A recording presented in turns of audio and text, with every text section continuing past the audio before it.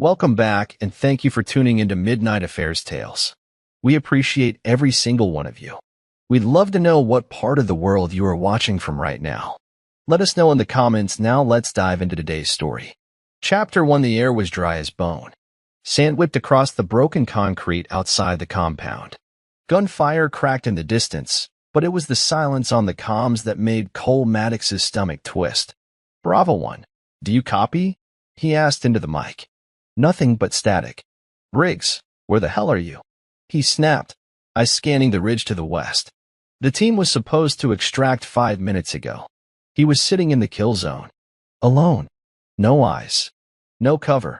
Cole had been in the Navy for 15 years. SEAL for 10. Led ops in Kandahar, Fallujah, Somalia. He'd faced death too many times to count. But this felt different. Wrong. It wasn't the enemy he feared. It was the silence in his own ear. He checked the coordinates again. Exact drop zone. He was on point. So where the hell were they? Then the roar hit. A distant hum. Growing louder. Unmistakable. Drone. He turned his head and looked to the sky just as the missile dropped. Time slowed. The ground tore upward in a storm of dirt and flame. His body lifted, thrown like a rag doll. Then, darkness. Sometime later, pain. Everywhere. Burning flesh. Blurred vision. He coughed, tasting blood and sand. His leg didn't move. His comms were gone. Gear shredded. One thought clung to his mind. That drone wasn't called by accident. His body screamed, but his brain locked onto one detail. His own team had the drone access. Not the enemy. Not the brass. His own people. He passed out again. And as the blood pooled beneath him, one question dug itself into his soul. Why would my own team leave me behind? Unless they wanted me dead? Wait, I need to tell you something important. Have you ever realized that you keep watching my videos but haven't subscribed yet? This video has reached this point, which means you're enjoying it. So why not subscribe? I have a big goal, 5,000 subscribers, and you can help me reach it. Think about it. If you don't subscribe now, you might miss my next big video. This is the moment. Hit that subscribe button now. Do it now. And don't forget to hit the bell icon so you never miss out. I know you'll do it. And when we hit 5,000 subscribers, I have a special surprise for you. Now let's continue story. 2 years earlier, the Pacific slapped against the hull of the USS Jacksonville as Cole stood on the deck, watching sunset bleed across the water. Back then, it was simple. Mission, team, brotherhood. He remembered the day he first met Sawyer Briggs. Thought SEALs were taller, Briggs said, tossing his bag down. Cole looked him up and down. Thought assholes were quieter. They'd laughed. Instant connection. Same rhythm, same drive. They were killers with purpose. And in the field, Sawyer always had Cole's six. Or so he thought. Their team became elite fast. Top-tier raids. Classified black ops. Cole led, and Briggs followed. Clean missions. No losses. Until Syria. Now, in a tent half a world away, Cole lay broken, remembering every past op. Every time he had looked Briggs in the eye and trusted him. He thought about Delaney too. How she used to worry. How she cried the first time he deployed. But the last year, things changed. She stopped waiting up. She stopped asking where he was going next. And now? She probably thought he was gone for good. But not yet. A local man entered the tent. Desert robes, weathered face. He offered Cole a battered satellite phone. American. Call. You. Cole's fingers trembled as he took it. Static bust. Then he heard it, Briggs' voice. Drone strike confirmed. No trace. He's gone. Laughter followed. They were celebrating. The phone fell from his hand. Cole clenched his jaw, voice hoarse, teeth bloodied. You think I'm gone? You think this is over? He wasn't just a soldier. He was a SEAL. And he was coming back. Leadership is built on trust. But trust, Cole now understood, was the biggest illusion of all. Days passed. Pain blurred into time. The locals who found him, rebels, outcasts, not even on any U.S. radar, helped him piece himself back together. They didn't ask questions. They saw a half-dead man in the desert and decided to help him. That was more than his brothers had done. One day, he sat outside the tent, wrapped in gauze, staring at the sunrise. The same sun rose over Washington, over Delaney, over the team who toasted to his death. He was no longer a commander of anything, not on paper, not to the Navy. They'd listed him Kia, but in his chest, command still lived. Not over men now, over vengeance. He replayed every op in his head, every debrief, every time Briggs had looked at him and said, "You're the reason we come back alive." Lies. Delaney's last email haunted him. "We'll talk when you're home." Things are complicated. He didn't understand it then. He did now. They needed him out of the way. He stood on shaking legs, breathing sharp and slow. "If I was worth killing," he muttered, "then I'm worth finishing what I started." He'd find out how deep it went, and he'd bury them with it. As the wind howled over the dunes, Cole made one silent promise: he wouldn't die out here. Not nameless. Not forgotten. He was a SEAL commander, and that title wasn't given. It was earned in blood. Now it was time they learned what happens when you leave a commander to die. They didn't just betray him. They left him. Not in the way soldiers fall in war. No flag-draped coffin. No honorable mention. No medals. Just nothing. Cole sat by a cracked mirror inside the shelter, wrapping gauze around his shoulder. Every movement made him flinch, but he didn't stop. He'd been through worse, but never like this. He wasn't grieving death. He was grieving betrayal. The people who had followed him into hell, who toasted him after ops, who hugged his wife at the after-parties and called her family. They had left him to die. And Delaney. He used to tell her everything. Every fear, every scar, every hard choice. She had cried the night before his deployment, held onto him like she couldn't breathe without him. And now she was holding Sawyer. He didn't need evidence. He had instincts. And instincts don't lie. She moved on too fast. Too publicly. Too proudly. The news clips he watched on a dusty tablet made it worse. Commander Cole Maddox, honored in ceremony after combat death. Widow Delaney Maddox speaks on sacrifice and strength. She wore black. She had tears, but her hands never shook. Her eyes never cracked. Left. That word sat in his bones like ice. "You left me," he whispered. "All of you." He wasn't just angry. He was hollow. And from that emptiness, something cold and sharp was born. Not grief. Not pain. Purpose. What was it all for? That question haunted him. 15 years in the Navy. 10 as a SEAL. Classified missions, body bags, trauma he never told a soul about. All that blood, all that loyalty, for what? To be discarded when he became inconvenient? He scrolled through encrypted files he'd managed to recover through an old black market contact. His fingertips hovered over one labeled Operation Quiet Tide. He opened it, and his breath stopped. It was a deployment contract. Military SEALs. Defense signatures. But it wasn't just a mission report. It was a target list. And at the bottom, asset termination clearance, Cole Maddox. His name. Not a threat. Not a rogue agent. An asset. Labeled for removal. He slammed the tablet down, breath ragged. This wasn't personal jealousy. This was business. They had sold him out because someone wanted him gone. And not just Sawyer. Not just Delaney. Higher. Cole looked out across the desert, wind biting his skin. He was done reacting. Done surviving. Now he was going to hunt. He whispered to himself, "They're gonna learn what the hell I was fighting for." And it wouldn't be medals. It would be truth. And ruin. Officially, Cole Maddox was dead. And he needed it to stay that way. He burned what remained of his Navy IDs. Uniform. Dog tags. All of it. Gone. The name Commander Maddox would die in that desert. The ghost that came next? That wouldn't need rank or rules. In the underground safe house he'd been relocated to, he sat across from a hacker, young, scrappy, barely out of high school. "You sure you want to disappear that deep?" the kid asked, cracking his knuckles. "You got a whole life. A whole name." "I had a whole team too," Cole said quietly. They buried both. The hacker slid him new credentials. Fake history.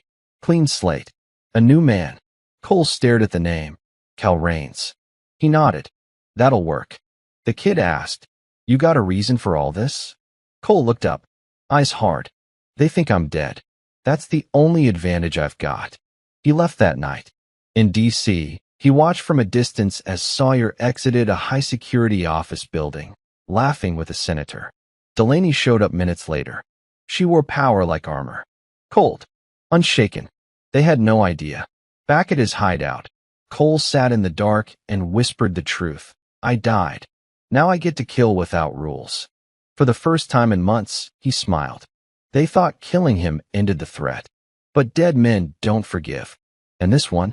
He'd come back with nothing to lose. The worst part wasn't that they killed him. It was that it happened by his own. Cole stood outside a Pentagon-linked defense contractor's headquarters, watching Sawyer and Delaney step into a waiting SUV. They looked powerful, untouchable, like people who'd never buried a secret in their lives. But he remembered every name in his old unit. He remembered the nights spent under the stars in Ramadi, the way they laughed after hellish raids, how they bled together, how he trusted them like family. And now, one of those brothers gave the green light to a drone strike. On him, not just approved by command, not just backed by paper, done by the men he led. Back at his safe house, Cole spread out photos across a board. Faces of the past, Sawyer, Delaney, two other former teammates, Brandon Cale and Nico Hayes. Men who stood next to him in the field. Men he now knew had signed off on Operation Quiet Tide. They weren't just witnesses. They were participants. For people, he whispered. For people stood by while I burned. A knock at the door. His contact slid him a file. You wanted Sawyer's travel records. These go back 3 years. And this too. It was a private message thread between Delaney and Sawyer. He's a threat now. You handle the logistics. I'll handle the Pentagon. They planned it all. By hand. By name. By heartless calculation. Cole leaned back in the chair, staring at the wall. They made me disappear. Now I'll return the favor. This war wasn't just about survival now. It was his. His to plan. His to control. His to finish. Cole moved like a ghost through DC's shadow corners, private contractors, rogue intelligence agents, deep state figures who owed him favors. They looked twice when they saw his face. Scarred. Different. But familiar. You're supposed to be, don't say it, Cole warned. Just give me what I asked for. He found a fixer named Miles Cora, ex-CIA, now selling intel to the highest bidder. They met in a garage under an abandoned metro station. You're hunting Sawyer? Miles asked. And the wife? She's not my wife, Cole said. Not anymore. You sure you're ready for what you'll find? Cole didn't flinch. I'm not here for peace. I'm here for justice. He left with a flash drive. Data from encrypted calls between Sawyer's firm and a shell company, Delaney's consulting firm, hidden under layers of legal cover. All roads led back to her. All this time, he thought Sawyer was the enemy. But this war? It was his wife's design. That made it personal. His mission. His revenge. His legacy to rewrite. I don't need the Navy. Don't need the command. All I need is aim. They took everything from him. So now he took everything into his own hands. Cole ditched the name Cal Rains. It was just camouflage. From now on, he'd move under no name at all. He crafted a digital attack, exposed Sawyer's firm for offshore bribery, leaked documents, incriminated partners. Money started freezing. Lawsuits stacked up. Sawyer looked shaken on a news clip, his tie loose, mouth dry. He didn't know who was behind it. But Delaney? She knew. She felt it. She had always known Cole's mind. His patience. His precision. She just never thought he'd turn it all against her. In a private meeting with her lawyer, Delaney said, "This isn't a journalist. It's not a whistleblower. This is personal. Someone's using our system against us." Her lawyer asked, "Like who?" She didn't answer. Cole, watching the feed through a hidden tap, smiled. Good. Let the fear spread. This wasn't revenge. This was a reckoning. No team. No command. No rules. Just one man with nothing left. Except a purpose he now fully owned. He once believed in the word team. That was the lie they fed him from day one. Brotherhood. Loyalty. No one gets left behind. Cole stared at a photo from 5 years ago. Their team lined up after a clean-op in Somalia. Mud-covered, bloodied, laughing. Cole had his arm around Sawyer. Nico threw up a peace sign. Brandon was smirking like always. They looked like warriors. Now he saw them for what they were, sharks in uniform, waiting for the right moment to circle and bite. He hunted down Brandon Cale first. Found him working private security in Austin under a new name. Cole didn't kill him. He did worse. He showed up in Brandon's apartment, unarmed, unannounced. "You're supposed to be dead," Cole said. "You'd know." Brandon begged. Cole gave him one option: tell the truth or be exposed. "I never wanted it to go that far," Brandon said. It was all Sawyer. Delaney, too. She called the Pentagon. She started it. Cole recorded every word. Later, that recording would hit military forums, quietly, anonymously, the first crack in their empire. One team. For traitors. 3 left. Cole didn't just come back. He returned with purpose. Washington, D.C. was colder than he remembered. He moved like shadow through the city, parking garages, tunnels, rooftops. The places no one watches. The places where power hides. He tailed Delaney for days. Boardrooms. War councils. Cocktail events filled with men who'd never seen war. She was untouchable in public, but everyone bleeds in private. One night, she left her security detail for a personal errand. Cole followed her to a cemetery, his own grave. She stood there, alone, flowers in hand. Fake tears. "I hope you never see what you've made of me," she whispered. Too late. Cole stood 200 feet away in the dark, watching. The dead don't speak. But he would make sure they screamed before he was done. He'd come back to everything they tried to bury. The lies. The secrets. The marriage. The mission. The war behind the war. Cole sat in a dusty storage unit outside the city. On the wall behind him was a new mission map. Red threads. Names. Timelines. He wasn't chasing them anymore. He was hunting them down one by one. He recorded a voice memo for himself. He needed to hear the words out loud. "I came back to shut the door they thought was locked. I came back to finish the story. And if you're hearing this, you're already part of it." He looked straight into the camera he'd set up in the corner of the room. Then, a sudden shift in energy. A half smirk, a flicker in his eye. And in a low, cold voice, "Tell me something real. Where the hell are you watching this from? What city are you in right now? Type it in the comments. Let me know who's still awake, because trust me, it's about to get darker." He turned away and shut off the light. Black screen. Story continues. Discovery changes everything. Not in one flash, but piece by piece. Like peeling skin off a lie. Cole had cracked Sawyer's encrypted server. It wasn't easy. He'd posed as a high-level buyer in Dubai, set up a dummy shell company, and paid a dark web broker $5,000 in crypto. It took weeks. But finally, it opened. And what he discovered proved he hadn't been paranoid. He hadn't been bitter. He'd been right. Client name, D. Maddox action requested. Target neutralization classification. Tier, for internal risk mission label. OPQT, quiet tide. Payment, cleared, 3 weeks prior to opt date. Delaney's name. Her signature. Her approval. She wasn't just aware of it. She was leading it. Cole sat frozen, staring at the screen. His jaw clenched so hard his molars ached. He blinked, but the words didn't change. She had given the green light. It wasn't about Sawyer. It wasn't even just about betrayal. This was intentional elimination. She didn't cheat on him. She erased him. He reached for a whiskey bottle, paused, then smashed it against the wall instead. The rage boiling in his chest couldn't be drowned. Not tonight. This wasn't over an affair or even betrayal anymore. This was assassination. From that moment forward, Cole's mission wasn't about proving what happened. It was about making sure they paid for every step they took after it. He wasn't just tracking them now. He was setting the stage. Every memory of his life was now a weapon. His old home? Surveillance rigged. His wedding ring? Melted into a hollow bullet casing. Even his voice, once firm, confident, was now quieter, sharper, calculated. Cole had studied every person who helped Delaney bury him. He tapped their phones, listened to late-night calls, read their insecure texts. He had also found something else. Something Delaney thought she buried. A sealed file, hidden beneath layers of spoofed email servers, audio logs from a high-level Pentagon briefing, 1 week before Quiet Tide. He's unstable. PTSD. Rebellious. If he leaks what he saw in Doha, we lose contracts in 3 regions. Cole didn't need to guess who said it.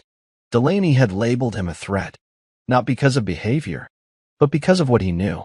Cole had accidentally uncovered a weapons testing scandal in Doha a year earlier. He never reported it, but someone realized he'd seen the files. That's when he became a problem. A good man. A decorated SEAL. But not convenient anymore. He was a story they couldn't control. He was his own man, and that scared them. They tried to take everything that belonged to him. His rank, his reputation, his voice. But now, everything he had left was his to weaponize. They wanted silence. Now they'd hear nothing but the sound of justice closing in. They used to call her the perfect SEAL wife. Delaney could charm senators, throw fundraisers, and speak 5 languages. She wore dresses that cost more than Cole's entire deployment bonus. She never flinched at blood on his uniform, never cried in front of reporters. But that was all performance. Underneath the surface, she was steel. Cold. Beautiful. Strategic. Cole saw her again not in person, but in real-time surveillance. She was in a glass conference room, presenting to investors from 3 nations, talking about expansion, weaponizing AI warfare. Her voice calm, her posture perfect. This was no grieving widow. This was a war architect. She laughed at one of the men's jokes, touched Sawyer's arm without blinking, like nothing had ever happened. Like her husband hadn't once bled for the flag she was now selling off piece by piece. Cole whispered, watching the screen, "You don't get to be the victim and the killer." She didn't just cheat on him with another man. She cheated with power, with empire, with control. Being a wife? That was just her cover story.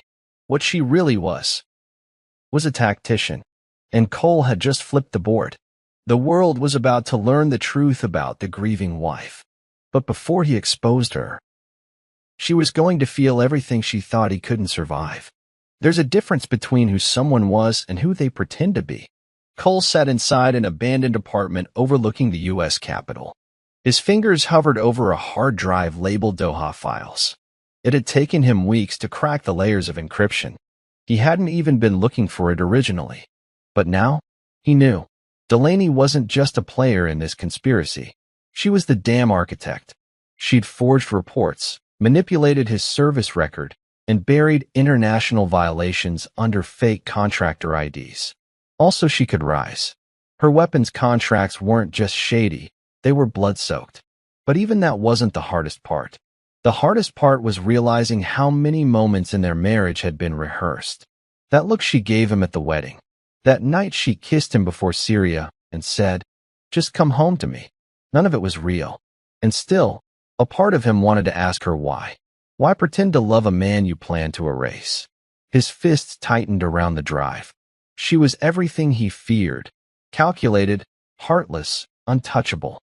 But now, she was also exposed. Cole grabbed his burner phone and opened a secure drop to a journalist he once saved during a mission in Yemen.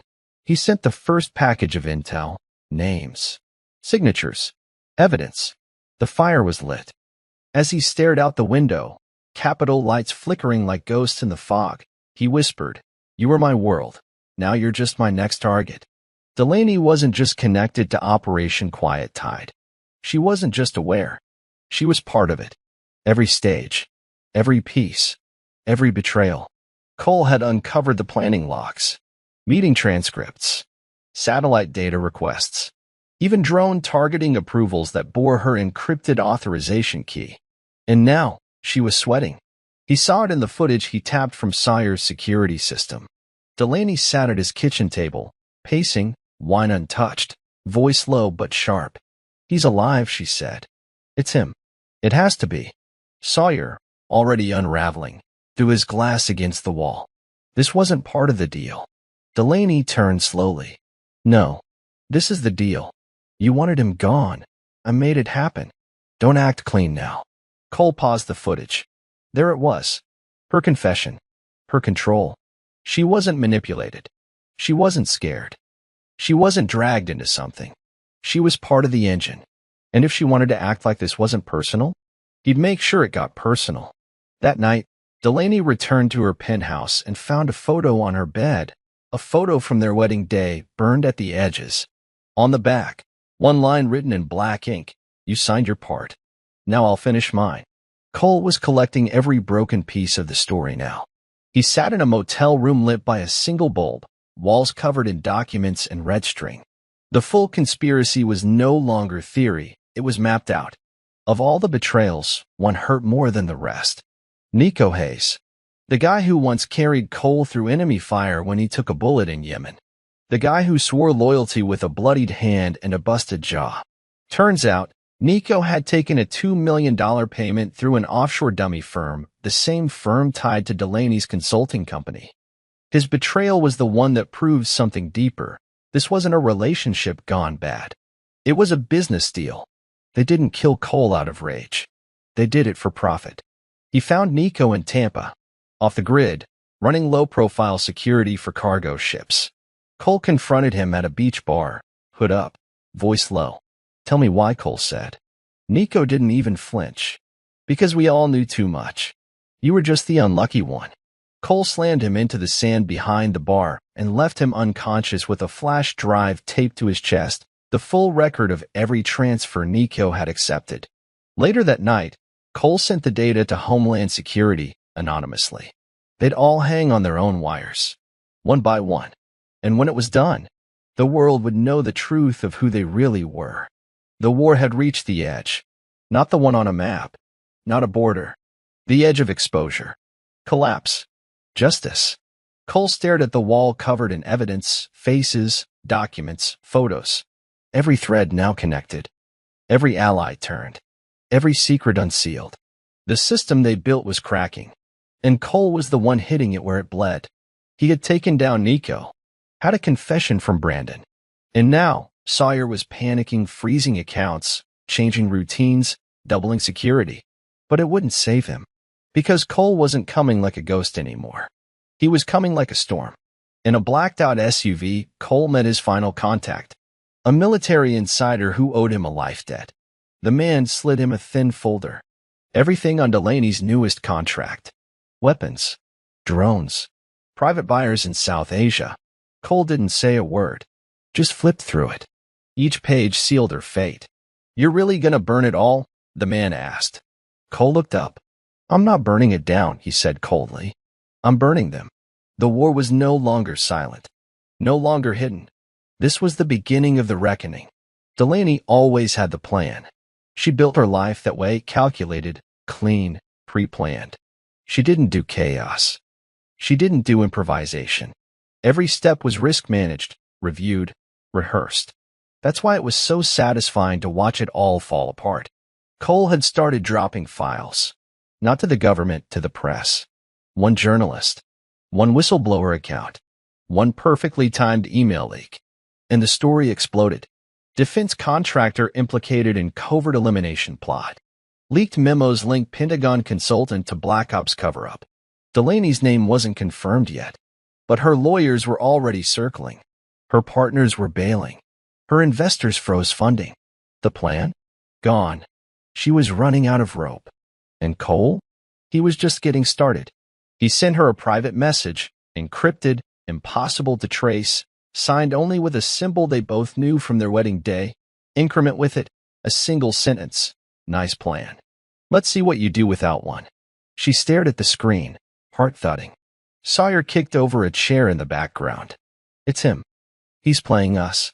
Delaney turned slowly, eyes empty now. "No," she said. "He's already won."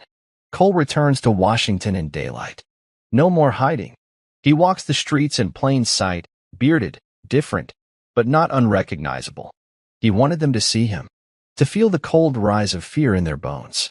First stop, Brandon Cale's military tribunal. Cole watches from the back as Brandon's own confession is played out loud to a stunned courtroom. "We were told he was a threat." A whistle. The order came from the inside, Delaney Maddox. No one says a word. The judge's pin stalls mid-air. Cole slips out before anyone can notice. Second stop, Sawyer's estate. Cole doesn't sneak in. He walks through the front gate at 2 a.m., silent as air. Takes down the guards one by one, non-lethal. This part isn't about blood. Not yet. He finds Sawyer drunk, screaming into a fireplace. "Show yourself," Sawyer shouts. "You want me? Come get me, you son of a click." Cole steps into the room, gun raised but lowered, not to shoot, but to talk. Sawyer freezes. "I came back to watch you fall," Cole says. "But now I'm not sure if I should just let you rot, or finish what you started." Sawyer sobs, stammering. "We didn't mean to kill you. It was Delaney. She gave the order." Cole nods slowly. "Yeah," he says. "I know. She's next." He walks out the front door, vanishing before police arrive. Cole had returned. Not as a ghost. As a reckoning. He came back to see it collapse. To witness every smug smile vanish. Every dollar of blood money burn. Every lie unravel.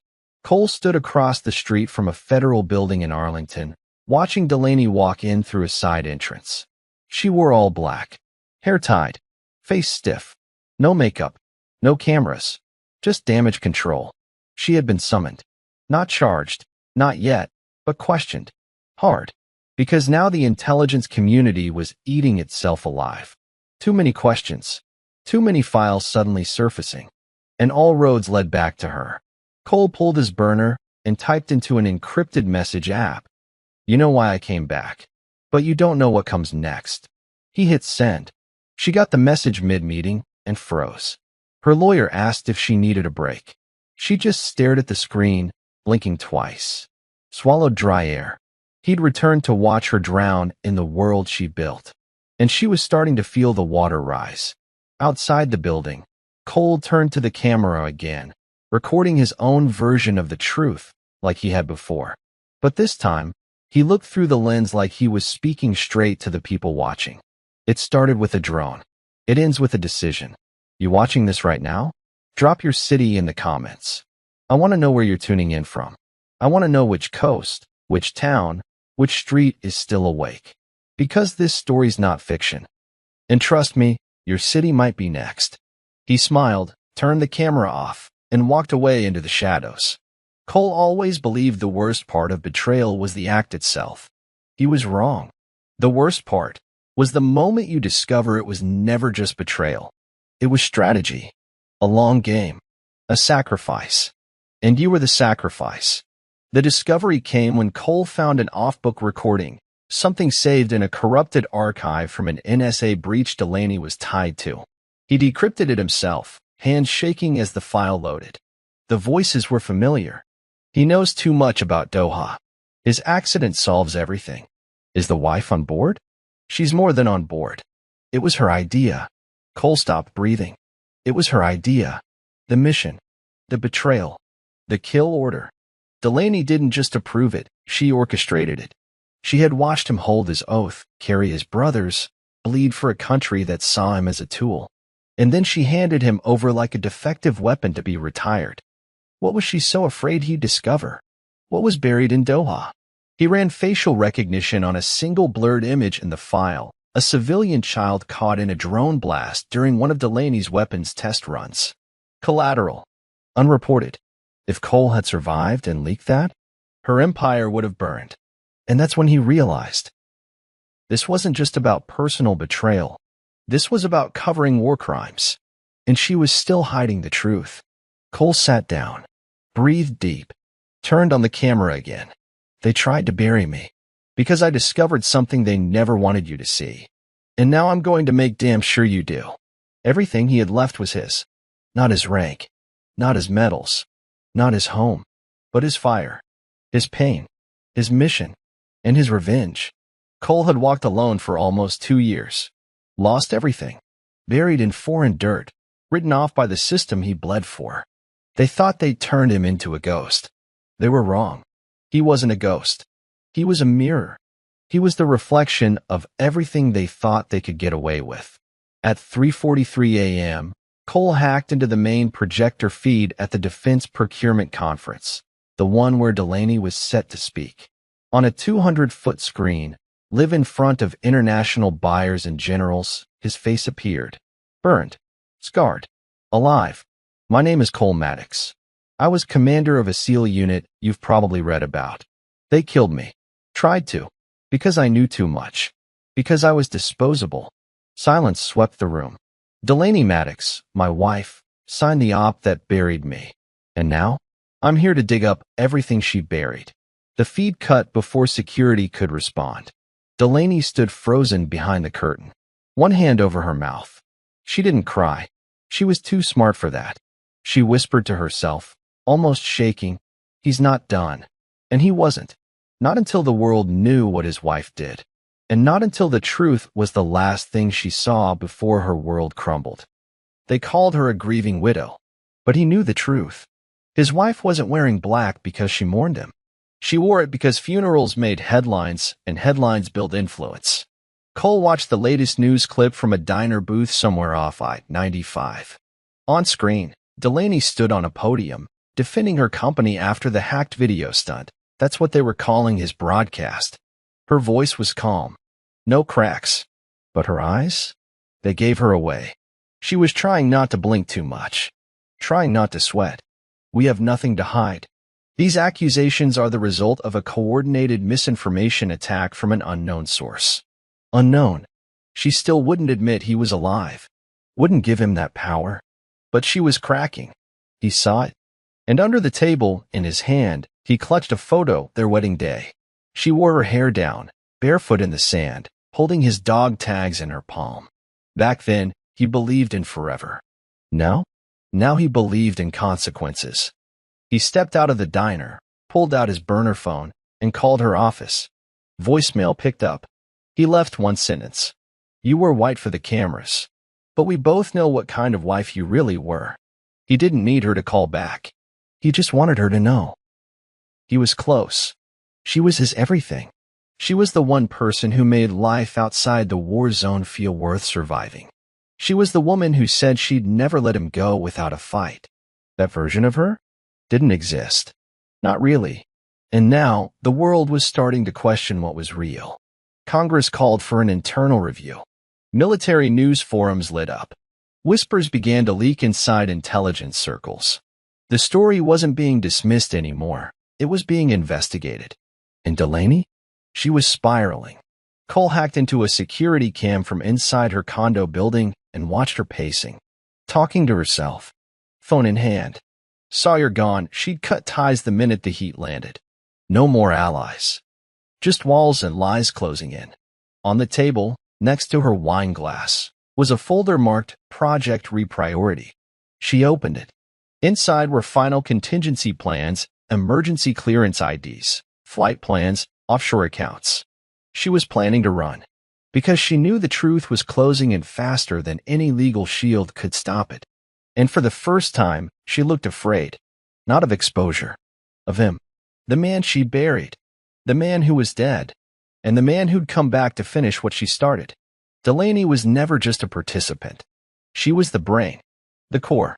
The part of the machine that made the whole thing work. Cole had proof now, not just whispers or unofficial files. But raw, direct confirmation. One of her ex-employees had flipped, scared of going down with her. His testimony? She engineered the contracts. She made the calls. She signed off on the quiet Tide kill order. Not approved. Signed off. Cole met with the whistleblower in a freezing warehouse 2 blocks from the Capitol. The man could barely look him in the eyes. She said if anyone found out, she had ways to disappear them too, the guy said. Cole didn't respond. Just slid him an envelope, cash, relocation info. No threats. Just closure. Then he walked out into the cold, breath sharp in the air. He thought about that phrase, part of the plan. Every time Delaney said it during their marriage, it sounded organized. Calm. Safe. But now he understood what her plans really meant.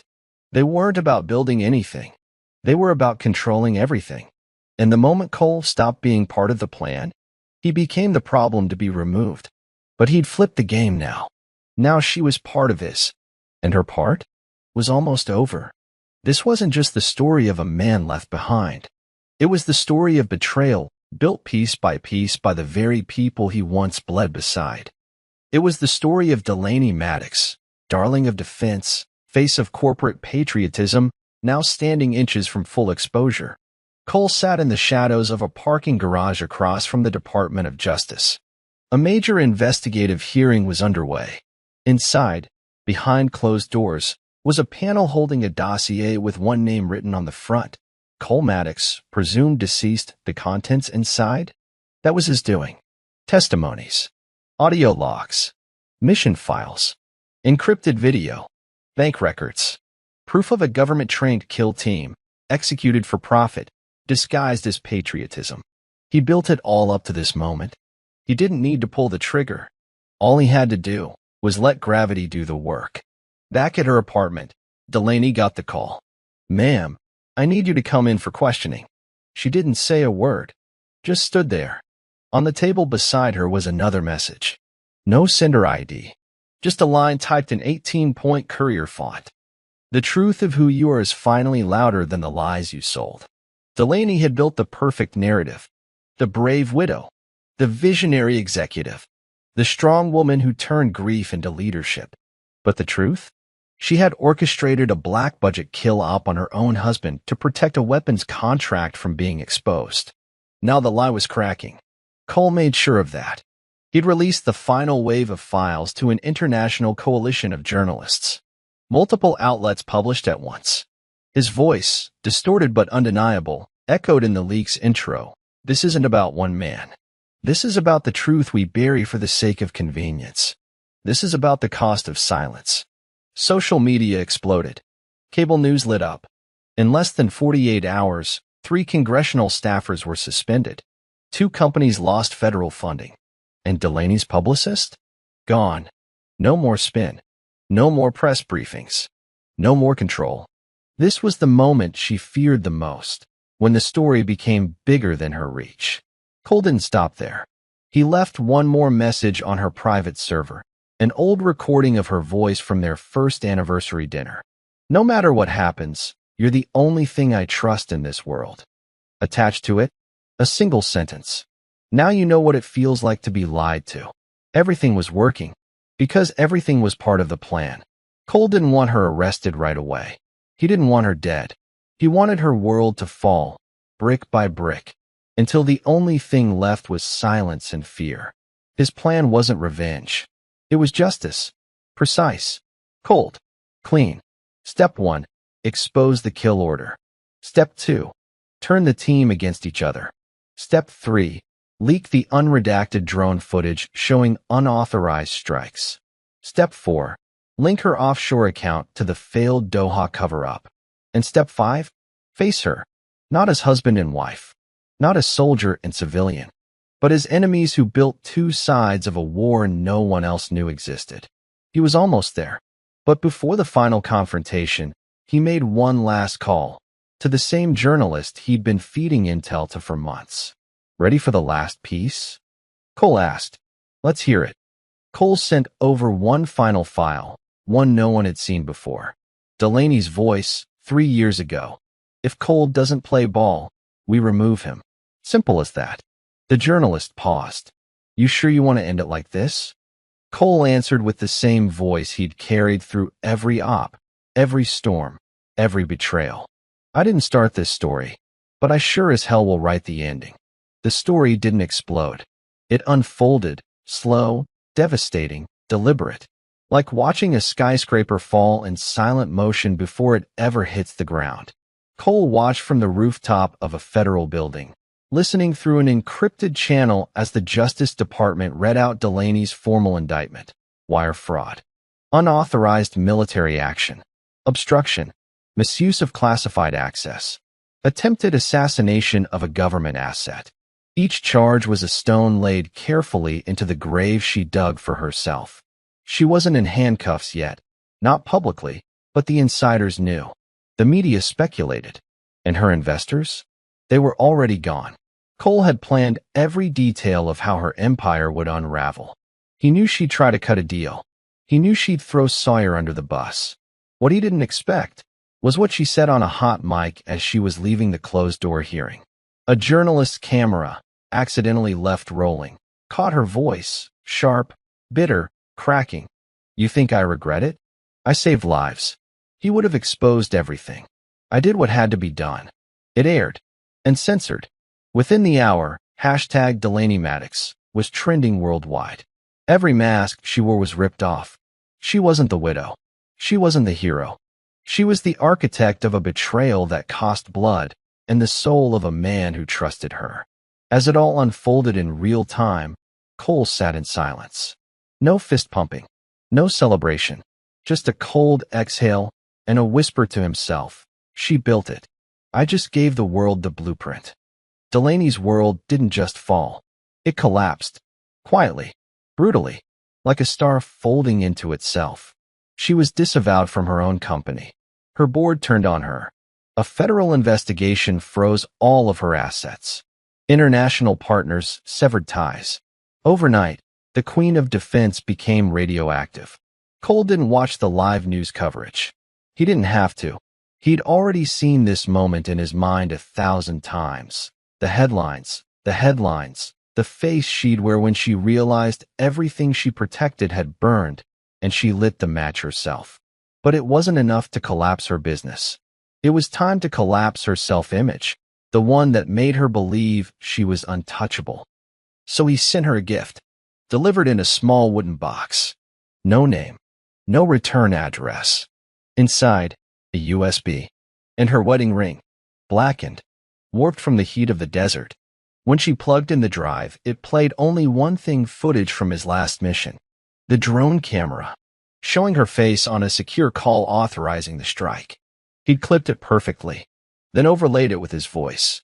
This is what you tried to kill. Not just a man, a truth. And now you get to live with it. She watched the screen, shaking. Then, she threw the laptop across the room and screamed into her own reflection, a sound no one heard, except him. Cole didn't need to watch her anymore. The collapse had begun, and the confrontation was finally here. The room was quiet. Too quiet for two people with blood between them. Cole stood in the center of Delaney's old office, high-rise, corner suite, glass on 3 sides. The skyline behind him was gray, washed out, like even the city didn't want to look her in the eyes anymore. The door opened. She walked in alone. No security. No lawyers. No mask. Just her. Her eyes locked on him like she already knew he'd be there. He didn't speak. Not at first. He wanted her to feel the weight in the air. The silence that now lived where trust used to be. She stepped forward. Slowly. You're alive, she said. It wasn't a question. Cole didn't blink. Took you long enough to say it. Delaney stared, chest rising and falling. You don't understand. No, he cut her off. You don't. He stepped forward. Just enough to feel the heat between them. The tension. The history. You signed the order, he said. You smiled at my funeral. You slept next to the man who pulled the trigger. Her voice cracked. I didn't want to. You did want to. You needed to. He tossed a folder onto the table between them. Photos. Logs. Evidence. Every piece of her plan laid out like a war map. You killed me, he said. But I didn't stay dead. Delaney's jaw clenched. Her eyes glassed over. I tried to protect what I built, she said, barely audible. You were going to destroy it. You were my wife. She didn't respond. He stepped back. I'm not here to kill you. She raised her eyes. I'm here to make sure everyone else sees what I see now. He left the room. She didn't follow. She couldn't. The truth was never meant to survive people like Delaney Maddox. People who build walls with power. People who decide who lives, who dies, and who disappears in a mission report stamped classified. But truth doesn't stay buried forever. And Cole? He made sure of that. 2 days after the confrontation, the full recording was aired globally. Every classified file, every voice memo, every weapon contract linked to civilian deaths in Doha, every name. Cole had timed it perfectly. Live on the day of her final closed-door hearing, while the cameras swarmed the courthouse, her past unraveled in front of the world. We considered Commander Maddox compromised. We chose the most efficient solution. Delaney's voice. Clear. Cold. Ruthless. The nation watched in silence. families of soldiers, whistleblowers, even active military officers. For the first time, the government couldn't deny it, couldn't spin it. The truth was out. Delaney's lawyers walked out of court first, faces pale. No statements. But the people watching? They weren't interested in legal outcomes anymore. They just wanted answers. Cole stayed in the shadows. He didn't want a press conference. He didn't want to be a face. He just wanted the truth to stand alone. And it did. Strong, brutal, undeniable. He recorded one final message that night. You tried to silence me, but I wasn't the one who needed to speak. The truth did. And now it has. He clicked it off. For the first time in years, he felt still. The world had the truth now.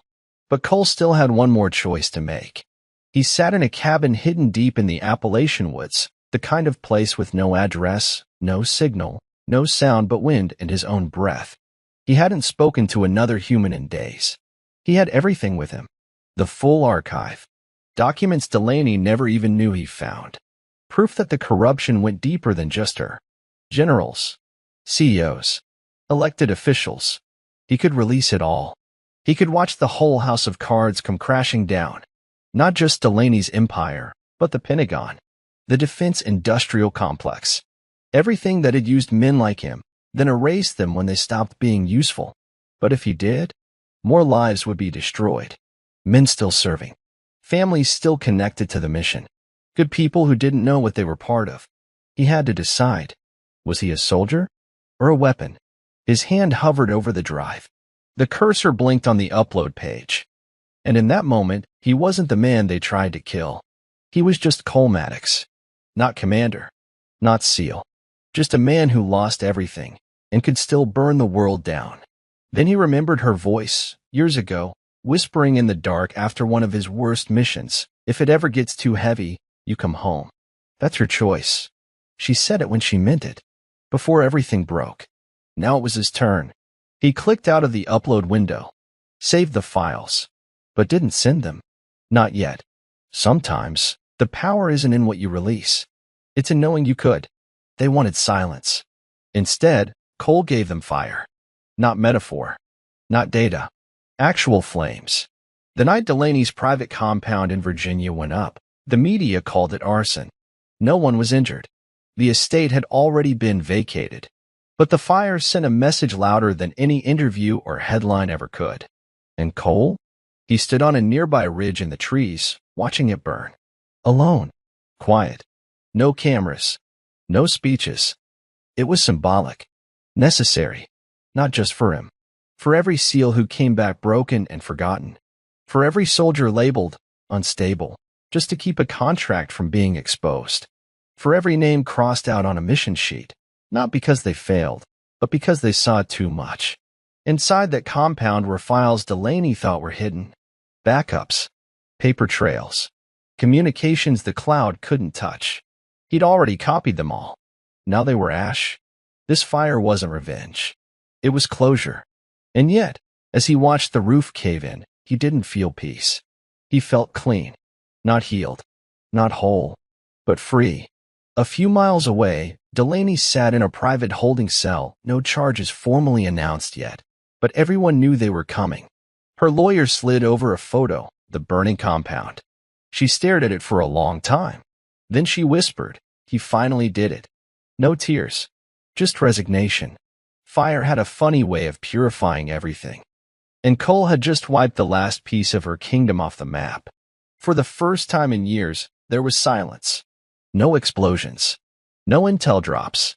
No panic in Delaney's voice or breaking news flashes about a shadow man exposing the machine. Just stillness. Cole sat on the edge of a lake somewhere in Montana. No name. No trace. A borrowed cabin and a wood-burning stove. His scars itched under the cold. Not the kind you see, the ones that live deep in muscle and memory. The mission was over. Delaney had been indicted. Sawyer had vanished, fled overseas, some said. Others believed Cole got to him too. No one knew for sure. Cole wasn't confirming anything. Brandon and Nico? Both entered witness protection after testifying. Neither had spoken to the press. They knew better. The Department of Defense remained quiet. No official acknowledgement of Operation Quiet Tide. No apology. No correction. Just the usual silence that comes when the truth is too big to admit. Cole could have pushed it. Could have burned the rest of the system down. But he didn't. He made his choice. The truth had been spoken. The world had seen enough. And now it was time for the fire to settle. At night, he sometimes dreamed of her. Not the Delaney who betrayed him, but the one who laughed in the kitchen while barefoot, hair tied up, stealing his fries. He didn't hate her anymore. Hate takes too much breath.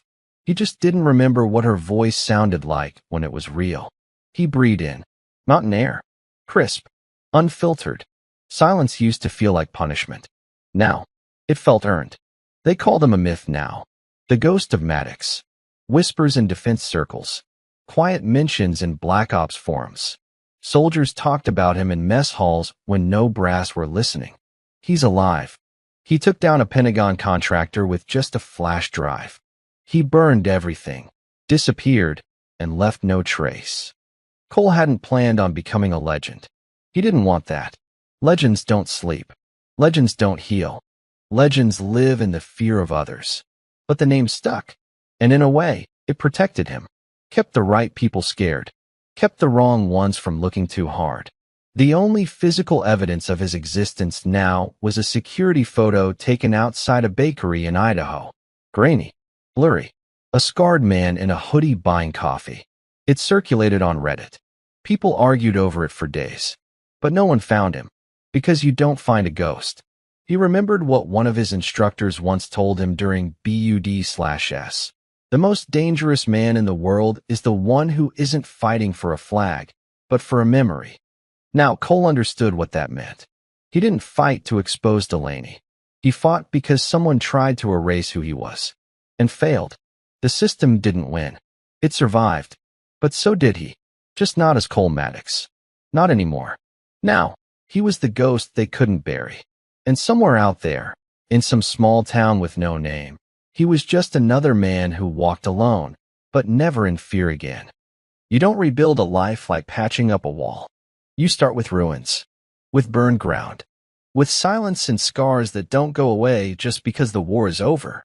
Cole found work under a different name, no questions asked. Construction, manual labor, hauling beams and lifting drywall on a small build site outside Asheville. He liked the weight, the ache in his arms. It reminded him he still had a body, still had bones. The crew knew him as Cal, quiet guy, good worker, keeps to himself. He never took photos, didn't leave prints, paid cash for everything. At night, he slept in a room above a garage with a mattress, a space heater, and a metal box under the bed, the only thing he carried with him everywhere. Inside were 3 items, his SEAL badge, a wedding ring warped by fire, and the original drone footage that nearly ended his life. He never opened the box, but he never threw it out either. Rebuilding wasn't about pretending none of it happened. It was about choosing not to let it define the rest of what came next. Some days, he thought about going back, finding a real name again, maybe even telling someone the truth, some version of it. But then he remembered the headlines, the eyes watching, the fear in their silence. The truth had its moment. Now it was time to live in the quiet after. On his lunch break one afternoon, a kid on the crew asked, "Hey Cal, you were military, right?" Cole didn't flinch. Something like that. The kid nodded. Just figured. You stand different. Cole smiled to himself. Maybe some pieces never stop standing. Grief doesn't hit all at once. It trickles through songs, smells, photos, old furniture, the way a woman somewhere laughs like the one who broke your heart. And memory? It doesn't ask permission. It just shows up. Cole walked through a secondhand shop on a rainy Sunday. He wasn't looking for anything. Just passing time. Killing quiet. And there it was, a Polaroid camera. Same model he and Delaney used to carry on road trips. He hadn't thought about it in years. But the flash of a moment came back like a punch. Her sitting cross-legged on the hood of their Jeep, snapping a picture of him eating gas station chips and grinning. Back then, they weren't political, weren't rich. Just 2 people chasing peace in the middle of a world that never had any. He turned the camera over. It still worked. He didn't buy it. He just held it for a moment, long enough to let the memory settle, then put it down and walked out. That night, he sat on the floor of his room and opened the metal box. For the first time in years, he held the ring in his hand. Not with hate, not with longing, just with clarity. She was a memory now. So was the man who once loved her. He stared out the window at the darkness stretching beyond the trees. You can survive anything, he whispered, once you remember who you are without them. And for the first time, he felt free. Closure isn't clean. It's not a speech. It's not a court sentence. It's not someone looking you in the eye and saying sorry. It's a decision you make without the other person in the room. Cole stood at a cemetery just outside Alexandria. No cameras. No fanfare. A fog hung low, and the air was cold enough to bite. His boots crushed the wet grass as he walked toward the grave that still had his name etched on it. Commander Cole Maddox Kia, honored for service. He stared at it for a long time. It was strange, standing over your own death. A woman passed by on the far path, walking her dog. She glanced his way but didn't recognize him. Just another quiet man at a military grave. There were thousands of them, all with names, some with truth, most without. Cole knelt down, reached into his jacket, pulled out the seal badge, scratched, worn, a piece of the life they tried to erase, and set it gently against the stone. Then he whispered, voice low and certain, "You can keep this. That life died here." He stood up, didn't look back. He wasn't saying goodbye to the badge, or to Delaney, or to the system.